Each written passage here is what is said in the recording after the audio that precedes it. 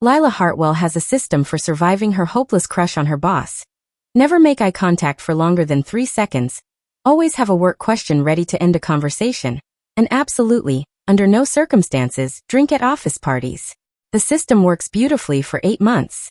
Then the marketing team wins a client pitch.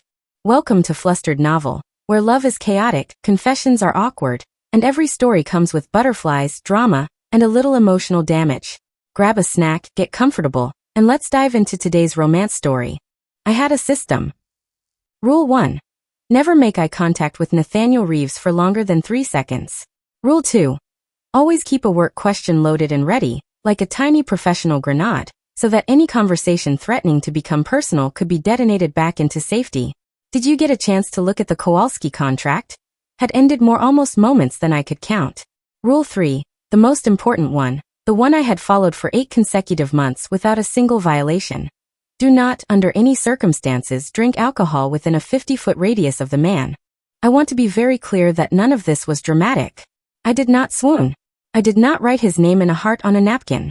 I was a 28-year-old marketing coordinator at Larkspur & Wren, a small but scrappy publishing house in Chicago, and I had simply noticed, in the detached, clinical way one notices weather patterns, that my boss was unfairly, almost rudely handsome, and that he had a habit of listening to people. Really listening, head tilted, eyes steady, in a way that made you feel like the only interesting person in the building. I had noticed this the way you notice a live wire. From a distance.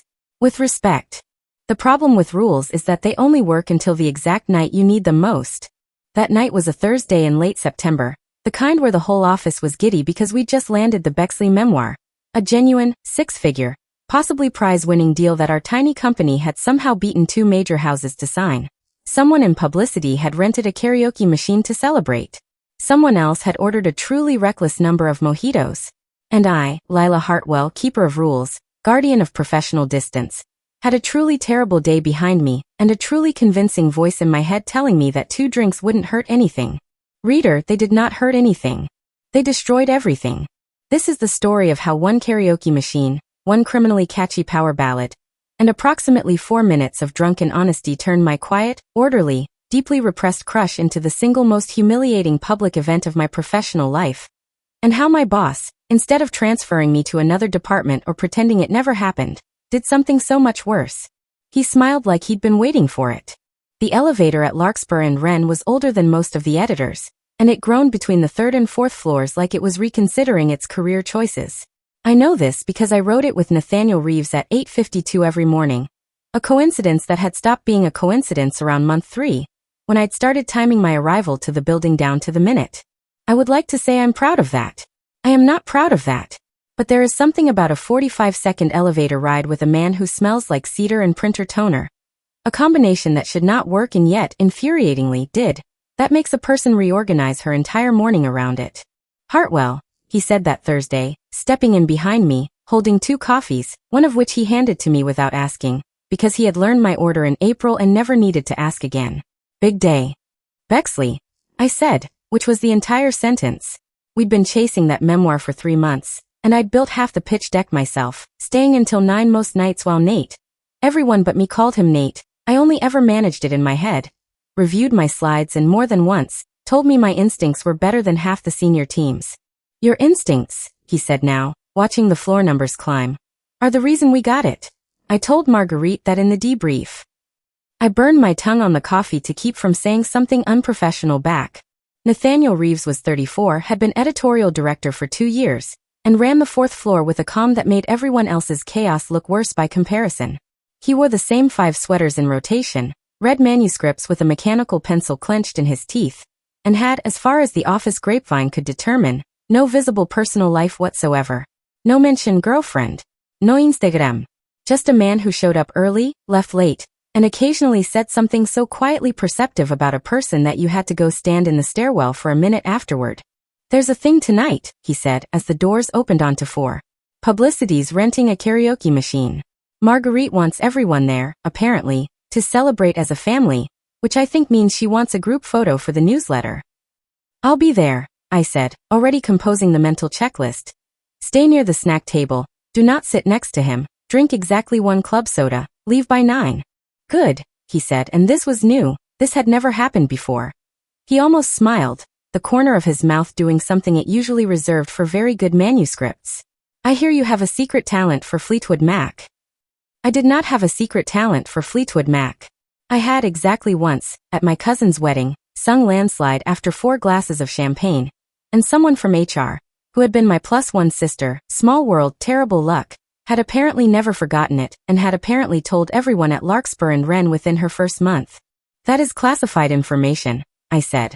Everything gets out eventually, he said, and walked off toward his office, coffee in hand, leaving me standing by the emergency stairwell door with my heart doing something it had absolutely no business doing before 9 a.m. on a Thursday.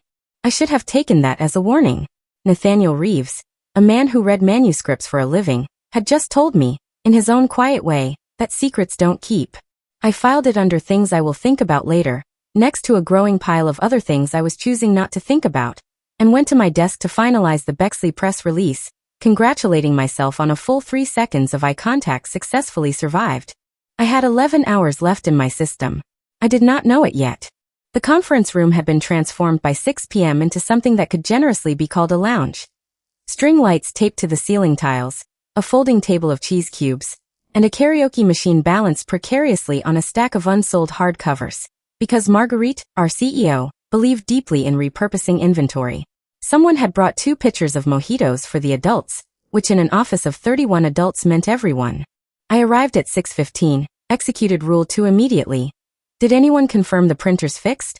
Bought me 4 safe minutes with Devon from IT, and got exactly 1 club soda, as planned. I stood near the snack table as planned.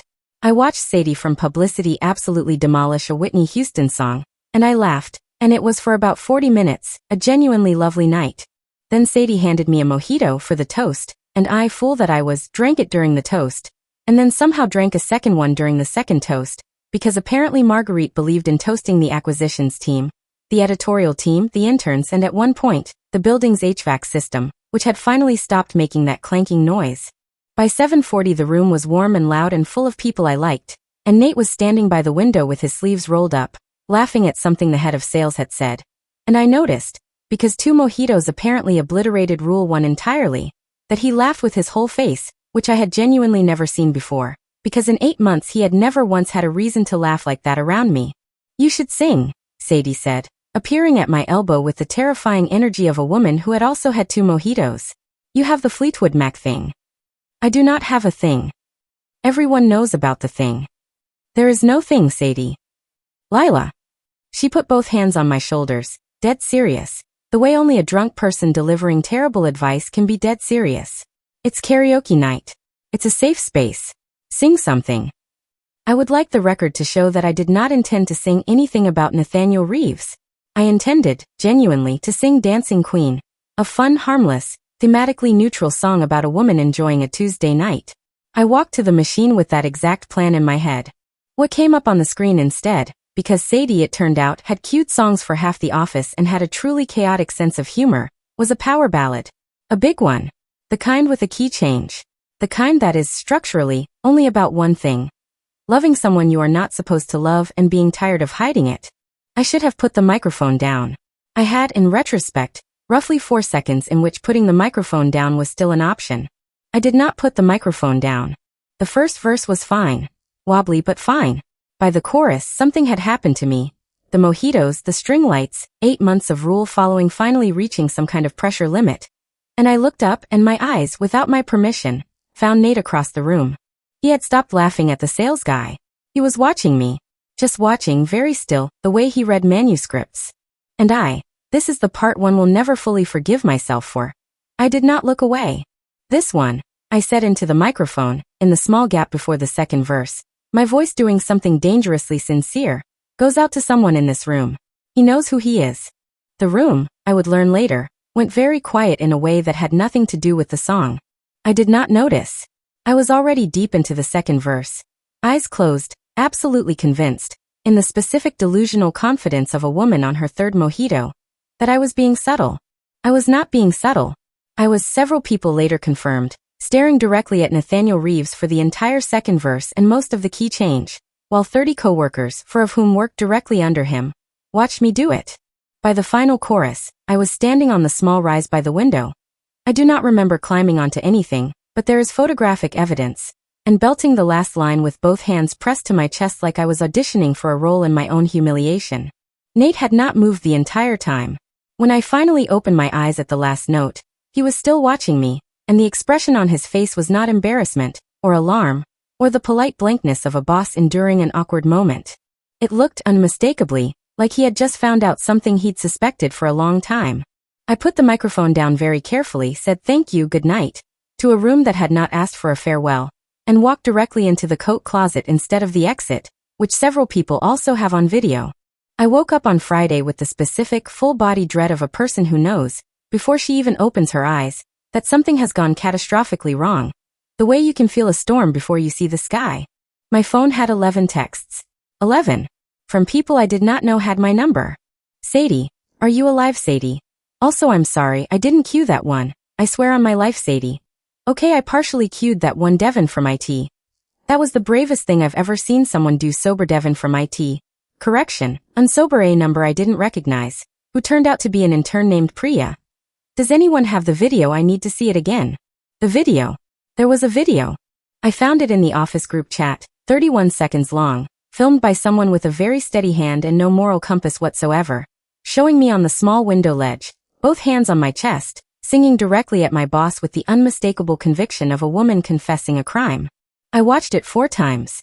Each time, my body attempted a new and creative form of dying. The caption, added by whoever had first posted it, read, HR is going to have so many questions. I put my phone face down on the kitchen counter and had a conversation with myself that consisted mostly of the word no, repeated at varying volumes for approximately 6 minutes. Then I called Sadie because Sadie, despite being partially responsible for my downfall, was also the only person who would tell me the truth. How bad? I said without saying hello. Define bad. Sadie. Okay. Everyone's talking about it. But, and I want you to really hear this part, everyone's talking about it in a nice way. Like, oh my God, that was so brave. Not oh my God, she's fired. Nobody thinks you're fired. I don't care about fired. I care about. I sat down hard on my kitchen floor. I care about the fact that I sang a love song at my direct supervisor in front of 30 people, and then hid in a coat closet. 28 people. 2 had left early. Sadie. He didn't leave though, she said, more carefully now, and I could hear her deciding whether to tell me the rest. Nate. He didn't laugh, he didn't look uncomfortable, he didn't do the polite boss smile. He just watched. The whole time. And after, when you went in the closet. Do not tell me what happened after I went in the closet. He got you water. And your coat. And he told Marguerite you'd had a long week and needed to head out. And then he waited by the elevator until your Uber came. And he didn't say anything about it to anyone. And honestly, Lila, that's either the most decent thing I've ever seen a man do or the most terrifying. I genuinely cannot tell which. I did not go into the office Friday. I told HR, truthfully, that I had a stomach bug, which was not technically a lie, if you counted the specific stomach-turning horror of public exposure as a bug. I spent the day rewatching the video. I wanted on record that I deleted it 4 separate times and someone resent it to me 3 of those times, out of what I can only assume was misplaced kindness. And composing, in my head, several different resignation letters, none of which I actually wrote, because underneath the mortification was a small, stubborn, deeply inconvenient fact. He had gotten me water. And my coat. And he hadn't said a single word about it to anyone. For a man who read people for a living, that silence felt less like professionalism and a great deal more like he was choosing, very deliberately, not to close a door. I returned to the office on Monday with a plan, because I am, if nothing else, a woman who responds to crisis with a spreadsheet.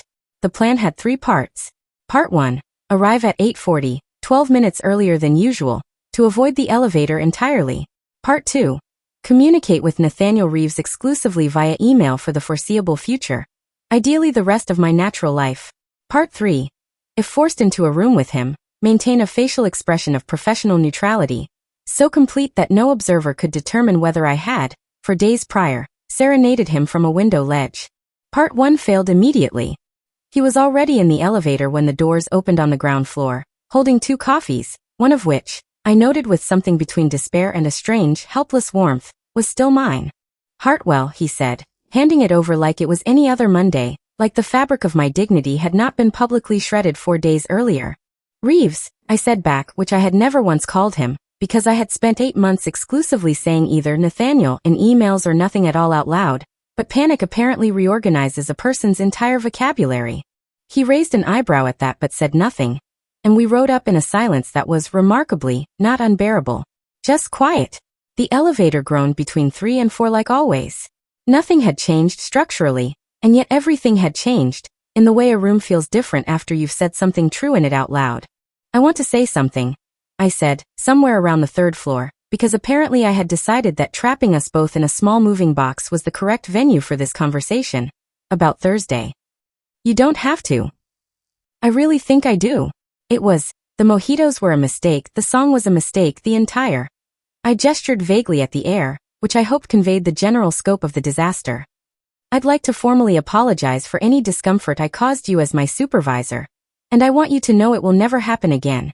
And I understand if this changes our working relationship, and... Lila. I stopped. He had never called me Lila. Not once in 8 months, not in the elevator, not in meetings, not in the increasingly long emails we'd exchanged about the Bexley deal at 11 at night when neither of us could sleep and pretended it was about work. You didn't cause me discomfort, he said, and the doors opened on 4, and he held them with one hand, not stepping out yet, looking at me with an expression I had spent 8 months specifically avoiding because I could not afford to know what it meant. I want to be very clear about that, because I think you've spent 4 days assuming otherwise, and I don't love the idea of you carrying that around. Then what? I started, and stopped because I did not actually know how to finish that sentence in a way that wouldn't detonate something. We should talk, he said. Not here. Not today. You've clearly had enough of today already. But we should talk, Lila. Properly. About what? I said, even though I knew exactly what. And he knew I knew. And the whole exchange had the specific, excruciating clarity of 2 people standing on opposite sides of a very thin door. About the fact, he said, stepping out finally, holding the door for me to follow, that you weren't the only person in that room pretending very hard not to feel something. Then he walked to his office, and I stood in the 4th floor hallway for a genuinely unprofessional length of time, holding a coffee I had completely forgotten I was drinking, watching the door close behind a man who had just, in the calmest voice imaginable, detonated my entire system. Operation Pretend This Never Happened had lasted, in total, for minutes and 30 seconds. Original work of Flustered novel. The properly conversation did not happen that week, because the universe, apparently invested in my suffering, chose that exact Tuesday to deliver the full Bexley manuscript, 640 pages of a memoir that needed a publicity plan in 3 weeks, which meant Nate and I were suddenly required, by the actual functioning needs of our jobs, to be in a room together for several hours a day. This should have been terrible. It was, instead, the strangest kind of wonderful. We fell into a rhythm neither of us discussed out loud. He'd read a chapter, flag the parts that needed context for press materials, and slide the pages across the table to me without looking up, and I'd draft language around them. And somewhere around hour 2 of the first day, the careful 3-second eye contact rule collapsed entirely, because you cannot build a press kit with someone while looking at your shoes. You have a good ear for this, he said on Wednesday, reading over a pull quote I'd drafted from chapter 12. Better than mine. I get too close to the text. I get too close to everything, I said, before I could stop myself, and he looked up, and something passed between us that had nothing to do with Bexley's memoir at all. I've noticed, he said quietly, and went back to his pages, and I spent the next 40 minutes staring at a paragraph about the author's childhood dog without absorbing a single word of it. There is a particular danger in being extremely good at your job alongside someone you are extremely attracted to. Every shared instinct, every moment where he said, yes, exactly, that's the line about something I'd written, landed less like professional validation, and more like a hand brushing against mine. By Thursday, I had stopped even pretending to myself that this was about the memoir. Can I ask you something? I said, late that afternoon, the office mostly empty, one lamp on between us. That day in the elevator, you said I wasn't the only one pretending not to feel something. He set down his mechanical pencil, which felt significant, because I had never once seen him set it down mid-conversation. I did say that. Were you going to elaborate on that at some point? Or was that just a fun little grenade you were planning to leave lying around indefinitely? That got a real laugh out of him, short and surprised, and something in my chest did something entirely unauthorized. I've thought about how to say this for longer than I should probably admit, he said. You've worked for me for 2 years. Reported to me directly for 8 months. I have never once before this week let myself finish a thought about you that started with anything other than she's good at her job. And now I finished the thought, he said. And it's a problem because I'm your boss, and there are rules about that for good reason, and I take those reasons seriously. But Thursday night, when you stood on that ledge and sang, and looked right at me and didn't look away. He shook his head, like he still didn't quite believe it had happened. I have spent 5 days trying to talk myself out of how much I liked that you didn't look away. The room was very quiet.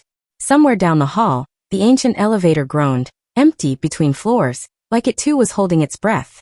So what do we do? I said, with a problem like that. I don't know yet, he said honestly, which I would come to learn was the most Nathaniel Reeves answer possible. Never a smooth line, never a performance, just the truth, even when the truth was inconvenient. But I know I don't want to pretend Thursday didn't happen. I've had 5 days of watching you try to pretend it didn't happen, and it's been the longest week of my professional life. I went home that night and did not sleep, not out of dread this time, but out of the specific, electric insomnia of a woman who has just been told, plainly, that the live wire she'd been so carefully avoiding had been watching her back the entire time. We did not, to be clear, immediately fall into each other's arms. Nathaniel Reeves was, above all things, careful, and I had spent enough of my adult life reading office HR handbooks in a former job to understand exactly why. So what happened instead, over the following 2 weeks, was smaller and stranger, and somehow more romantic than anything dramatic could have been. He started very deliberately, standing 3 inches closer than he used to. I know this sounds like nothing. It was not nothing. It was the specific, maddening physics of a man who had decided to let himself want something but not yet act on it. And the result was 2 weeks of us standing slightly, unbearably close while discussing font choices for the Bexley book jacket, or leaning over the same laptop screen with our shoulders almost touching, or him handing me my coffee in the elevator with his fingers brushing mine for 1 full extra second before letting go. You're doing this on purpose, I said, on the Wednesday of the 2nd week, after he'd spent an entire meeting sitting 1 chair closer to me than the seating arrangement strictly required. Doing what? The thing. The proximity thing. I have no idea what you're referring to. Nathaniel. You've never called me that out loud before, he said, deflecting beautifully, and I let him, because watching him deflect was, at this point, its own kind of foreplay. We had, by unspoken agreement, decided not to discuss what we both knew was happening until the Bexley launch was behind us. Partly professionalism, and partly, I suspected, because neither of us entirely trusted what we might say if we started the conversation too soon. So instead we built an entire second relationship out of proximity and small mercies. He started leaving a coffee on my desk on the mornings I beat him to the elevator. I started leaving him the good pens, the ones that didn't skip because I'd noticed he hoarded them and never bought his own. We developed a habit of finding each other in the break room at exactly 3:15 every afternoon. A coincidence that had stopped being a coincidence roughly the 2nd day it happened. This is insane, I told Sadie over lunch, describing the situation with the specific, breathless detail of a woman who had never had anything this good happen to her before and did not entirely trust it. We haven't even, nothing has actually happened. We just stand near each other a lot. Lila, Sadie said, with the patience of a woman watching her friend miss something obvious. He brings you coffee every single day and you two have a break room appointment neither of you has ever spoken out loud. That's not nothing has happened. That's a relationship with extra steps. She was, as it turned out, exactly right, and it took one specific afternoon. The day the Bexley launch date was finally locked, the day the whole office let out a breath it had been holding for months, for both of us to run out of extra steps entirely. We should celebrate, Nate said, standing in my office doorway at 6 p.m., sleeves rolled up, looking at me the way he'd looked at me across the karaoke room. Except now there was nothing left to pretend about it. Just us. Not the whole team. I think we've earned a conversation that isn't about a memoir. Are you asking me on a date, Nathaniel Reeves? I'm asking you, he said, if you'd let me finally finish that thought I mentioned 2 weeks ago. Properly. Outside this building. I looked at him for longer than 3 seconds. I looked at him for what felt like an entire, deliberate minute, breaking a rule I had followed for 8 months, and neither of us looked away. Yes, I said. Obviously yes. Which is exactly when Marguerite walked into my office to ask about the launch party seating chart, and the entire moment collapsed like a souffle in an earthquake. Marguerite, to her credit, had impeccably terrible timing and no idea she possessed it. She talked seating charts for 11 straight minutes, round tables versus long tables, whether the Bexley family needed a dedicated table near the stage, whether we could justify the cost of the good tablecloths. While Nate stood in my doorway with the specific expression of a man watching his carefully planned evening evaporate in real time, and I nodded along about tablecloths while internally screaming. By the time Marguerite left, satisfied, it was nearly 7, and the fragile, electric, finally honest moment, had gone slightly cold around the edges, the way things do when interrupted at exactly their most delicate point. "Rain check," I said, half joking, half terrified he'd actually take the out. "Absolutely not," Nate said immediately, which settled something nervous in my chest. "Get your coat. There's a place 2 blocks from here that does terrible cocktails and excellent fries, and I would like to have this conversation before either of us has time to overthink it into oblivion." We did not, in fact, avoid overthinking it. I overthought the entire 2-block walk, composing and discarding 4 different opening lines, until we were sitting across from each other in a red vinyl booth that had clearly seen decades of exactly this kind of conversation. And Nate ordered fries for the table without asking, because he'd apparently also learned that about me sometime in the last 2 years. "Okay," he said, once the waitress left. "Properly. I like you, Lila. I have liked you for longer than is professionally advisable, and longer than I let myself admit, even to myself, until a woman I supervised stood on a window ledge and sang at me in front of the entire office." "You could have said something before the window ledge." "I could have. I told myself the reasons not to worry about the job, about you reporting to me, about not wanting to be the kind of boss who makes an employee feel like she has to say yes to something because saying no is complicated. Those reasons were real. They still are a little. But they were also, I think, an excellent hiding place for the fact that I was scared." "You. Scared." "Terrified," he said, without embarrassment, which was somehow the most attractive thing he'd said all night. "I don't do this. I haven't liked anyone like this in longer than I want to admit, and the one time it mattered, it happened to be someone I'm supposed to keep a professional distance from, and I have spent 5 weeks watching you very deliberately not look at me for longer than 3 seconds, which for the record I noticed almost immediately." "You noticed the eye contact rule?" "Lila, I noticed everything. I noticed the work question grenades. I noticed you timing your elevator arrival around mine, which I found deeply, embarrassingly flattering. I have been paying an unprofessional amount of attention to you for a very long time, and Thursday night simply confirmed I wasn't imagining it." The fries arrived. Neither of us touched them. "So where does that leave us?" I said. "Practically. You're still my boss." "I talked to Marguerite this afternoon," he said, and I nearly knocked over my water glass. "Not about you specifically, about restructuring the marketing reporting line. I've been meaning to do it for months. Honestly, you've outgrown reporting to me. You should be running your own projects with autonomy, not routing everything through my desk. I asked her to move you to report directly to her, effective after the Bexley launch. That's not," he held up a hand before I could say anything. "That's not me making a move to clear a path.